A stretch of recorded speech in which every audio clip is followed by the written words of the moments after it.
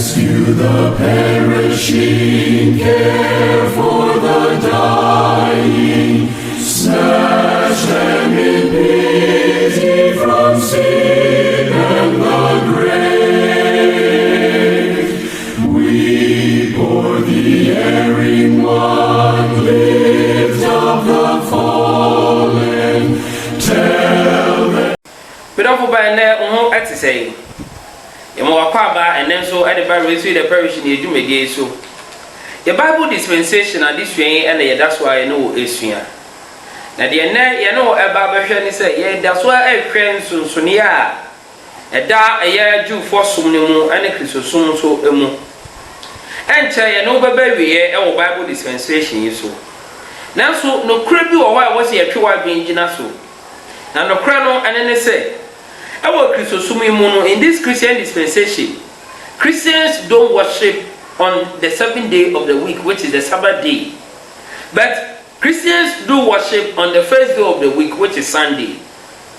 Okazanu grow with any part. They have a Brenard dream say, oh, they say Constantine, a Bessisa, Memedasunko was Yadason. They say Roman 4 and a Bessisa, Memedasunko was Yadason. Young Fasa, Abapasamu way, and find Yeduma, if you say. And yet true. No kwasama ye no beye adwuma ne say Bible no ankasa na Kristo enam no huhumu edema ye no eno aka eho saa edey ho asem anu ti for Bible ni ankenkan Psalm 118 verse 22 to 24. In the book of Psalms 118 verse 22 to 24. And someone ewo ho no eni. See the stone which the builders rejected has become the chief cornerstone. This was the Lord's doing. It is marvelous in our eyes. This is the day the Lord has made. We will rejoice and be glad in it. I say, Ebono abantu fono epo ye no.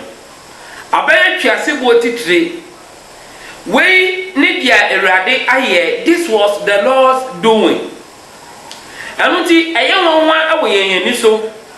Nti momo ye ni erusie ewo mu eda ben na ankofo no epo sa ebo no a ekire e be ye twasebo titire no eno na wo se uhu dia Psalms 118 e ka nyina no okasa de fa Jesus Christ as the Passover lamb eno ni wo a obebebewu e de ye wiase bone akono eno asem ena okay enti abrebia ni Yesu Kristo no a ti asase so no Otwin asopon penifo ne Pharisee boys Sadducee for na ginjina so e wo sa edai eho anu ti for Bible ni ankenkan Matthew chapter 21 verse 42 to 46 na yentie ya Yesu Kristo ekan verse 42. Jesus said to them, have you never read in the scriptures, the stone which the builders rejected has become the chief cornerstone. This was the Lord's doing. It is marvelous in our eyes. In the Yesu Kristo repeat there Psalm 118 kan no and ode kire wo. Nemra o repeat that in same verse 45 into the see or see. Now when the chief priests and the Pharisees heard these parables, they perceived that he was speaking of them. But when they sought to lay hands on him, they feared the multitude because they took him for a prophet. I say, I'm right. I saw company for Pharisee for it is answer when what to say. A one masem and Yesu Kristo ekano. To your wife yourself for action on Uncle Kuno. And so no slow any pardon, no, said any pardon, not Janatum, say or no, or you do for I can home asem. You know, can we near the Baba Bessis to say.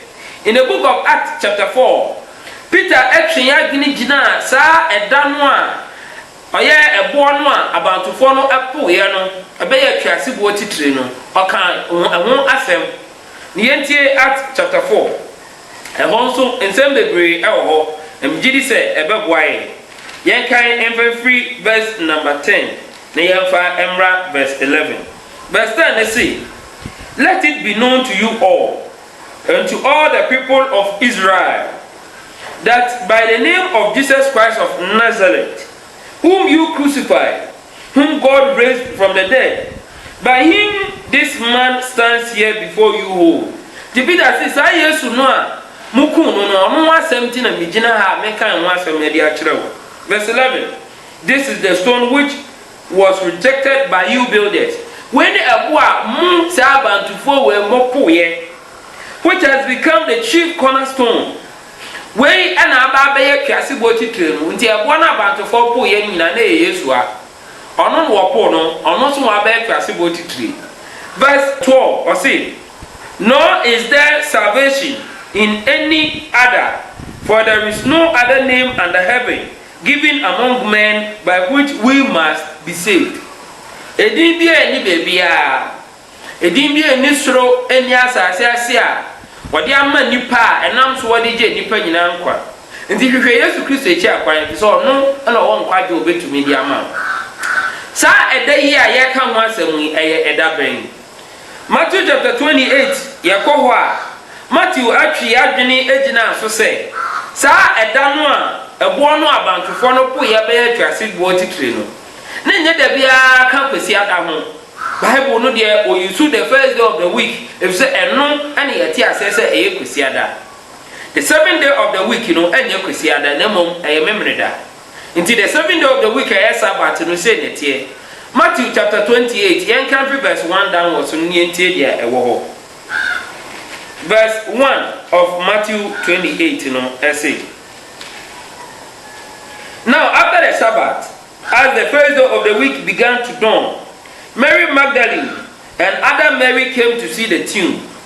And behold, there was a great earthquake.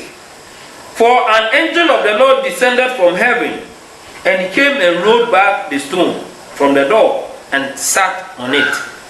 Sadia we see and extra the resurrection of Jesus Christ. It is sad that a born about to follow poor and a better as a water tree. Kahun said not memory down a trim, you rap with Yadam. Mark chapter 16, verse 1 to 4, so Sana also Ekan. Now, the aperture mature being in us over Matthew 28, I can carry Muno, verse 17, and they said, when they saw him, they worshipped him, but some doubted. And Mary Magdalene, any other man who Jesus Christ was soon Christo. I was sad than one. Now, what you would be kind? See that? Into Mary Magdalene, assume Jesus Christo, I was sad than one. Sad than one soon and they shall follow a shimwa, Jesus Christo call one chain. Now, who can kind Matthew account, who can kind Mark account, any look account on one, and walk. Now, the person is actually why Nina Subio, ever said they won't ever John chapter 20. You can't be verse 19, no. And also some people hope the NTA Sanya also is it. Or see, then the same day at evening, being the first day of the week, Shannon Sophamami, when the doors were shut, where the disciples were assembled for the fear of the Jews, Jesus came and stood in the midst and said to them, peace be with you. And it is a day and why someone ye king. Na Yesu Kristo aba ne suafo no enchen. Na oba ne suafo no enchen dia ekokosi ye ne se. Na suafo no ehyiemu saada no. Ne hia no ehyiemu saada no ekohe. Ekoko kosi su se afei no wo hia na Yesu Kristo ko se ensomdwe enkamo. Nti atomdwe ka enkamo no. Enkamo na emfonko enkonko kosi se. We ni da na nkofo e wotade hyiemu ebra wodo bebre. Therefore, in the book of Acts, chapter 20, verse number 7, no, Sada no na Paul, any man no be so Asia, na wasum onyankopon, eye na wotwumu da edikan. Yentie, e won so sania, e won so esi etie. Acts chapter 20, verse 7. Eho said e kenkan ni. Now, on the first day of the week, when the disciples came together to break bread, Paul, ready to depart on the next day, spoke to them and continued his message until midnight. Into that Paul, obey the akọbi afoforo. Now so na ye asom that intino. Ono wo share ye ekasa to wonfo. Na mumbu okwa fe rade didi. 1 Corinthians chapter 16 verse 1 and 2 and also kasa the first day no. Into among all these examples, no be hu say, enye just a hearsay na mum e Bible no amu. 1 Corinthians 16, 1 and 2. So now concerning the correction for the saints, as I have given orders to the churches of Galatia, so you must do also. Verse 2. On the first day of the week, let each one of you lay something aside, storing up as he may prosper, that there be no correction when I come. Inti ayana wotwu de di kan wansam ne yake. Saa da no so na ya de asuafo ni hia. Di bo say, "Ema mo ntwa ma me man san mo yito no, na mo obi an fa bibinsie na me ba eyi na ya de aboa onyanuano no a wo ahokyere no emu no."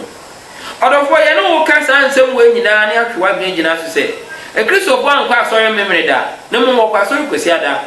Then go back in Acts chapter 14, Acts chapter 17, Acts chapter 6, Acts chapter 6. And Paul called you for dynamo. Therefore, Sana or Papa or someone. And misunderstanding and see among Kofonum Jaminu. All the time, Paul called just to reason with them. Sunday Isaiah 1:18 kind. Come, let us reason together. No one could reason repair. Nakasaka says, if you would judge you for some who are back to soon. Nukra we ane nukra odofo wo hwehwe a efa wo kai okra nkwaje ho a ubetumi ehu e wo Bible no atakenkan na hu nukra no na nukra na ma wo onye odihye midofo se ye nyankopon nukra ba wo nchen a to na menton de nasu ye no awoni nyankopon hwira se wanya ebre e de amaye. Tell them of Jesus the mighty to save.